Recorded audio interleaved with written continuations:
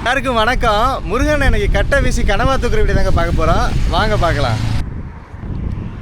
தூண்டில் போட இன்னைக்கு ரொம்பவே சாதகமாக இருக்குங்க. ஆமாங்க, தண்ணி ரொம்ப கிளியராக இருக்குது, கிறிஸ்டல் கிளியராக இருக்குங்க. சொல்லணும்னா முருகன் ஒரு 4-5 கனவோட நடமாட்டத்தை கவனிச்சிட்டாங்க. அதனால கனவாக்கு தாங்க அண்ணன் கட்டை வீச போகிறாரு.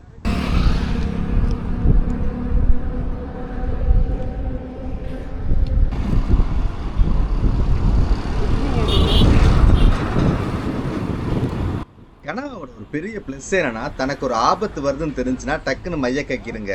மைய கக்கிட்டா மற்ற மீன்களுக்கு அந்த இருட்டில் இருந்து வெளியே வர்றதுக்கு சிரமமாக இருக்கனால அந்த வேகத்தில் கனவா தப்பிச்சு வெளியே போயிடும். இப்போ பார்த்துருப்பீங்க, கனவா தூண்டில மாட்டின வேகத்துக்கு டக்குன்னு மைய கக்கிச்சுங்க. அதுவும் ரொம்ப சூப்பராக கடல் தெளிவாக இருக்கனால அழகாகவே தெரிஞ்சுங்க நம்மளுக்கு.